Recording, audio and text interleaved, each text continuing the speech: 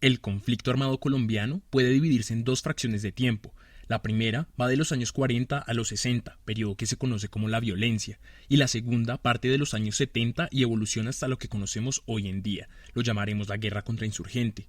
Este primer periodo tuvo toda una gesta de división bipartidista. Los liberales y los conservadores se debatían el poder dividiendo ideológicamente el país. Era cuestión de ser o no ser. Esto llevó a los partidos a acordar una forma de gobierno, el Frente Nacional, un periodo de transición y gestación a un crecimiento masivo de insurgencia por el abandono estatal. Sin embargo, la historia del conflicto armado colombiano es bastante compleja e involucra a diferentes actores que han evolucionado en el tiempo. Por esto, resulta importante entender los orígenes de este conflicto a partir de 5 grandes factores. Destrezas y personal. Durante el periodo de dictaduras que va de finales del 49 hasta bien entrada la década del 50, los gobiernos hacían ataques masivos contra la población civil. Estos tenían como objetivo ganar territorio, lo que inició la gesta del despojo de tierras.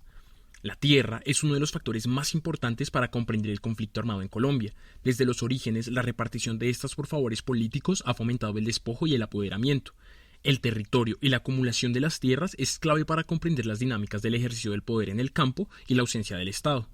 Los cierres políticos. Debido a la desconexión del Estado con el campo, se buscó incluir al campesino con una forma de representación que no prosperó. A pesar de la creación de la Asociación Nacional de Usuarios Campesinos, las reformas agrarias y los pactos, las relaciones desaparecieron a causa de la violencia y la exclusión. El resultado es que a finales de la década del 70 el Estado ya no tiene un canal de comunicación con los campesinos. La provisión de la seguridad. Durante gran parte del siglo XX, la Policía Nacional estaba subdividida por regiones. Esto resultó en alianzas con partidos y en uso de favores privados que llevó a una seguridad violenta y porosa.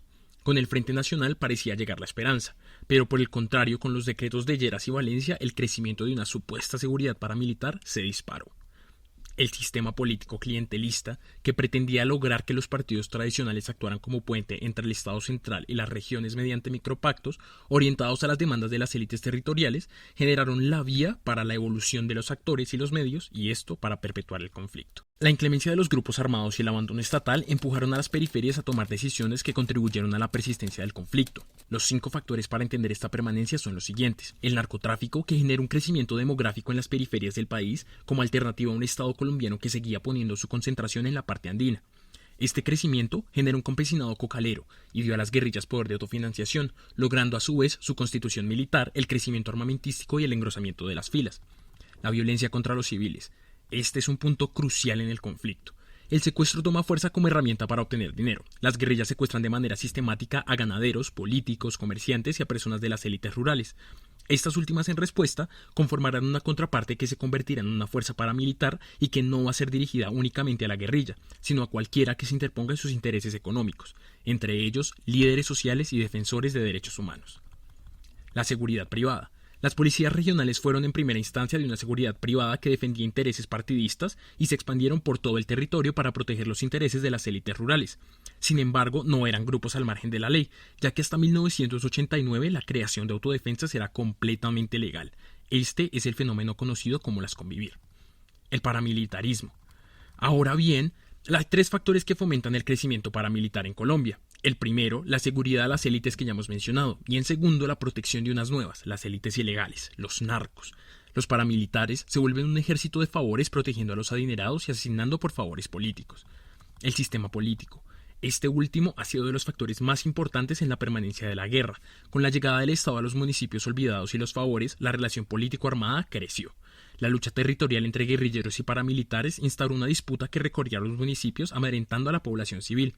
Mientras tanto, los políticos y las élites rurales se favorecían el desplazamiento forzado y el despojo masivo de tierras.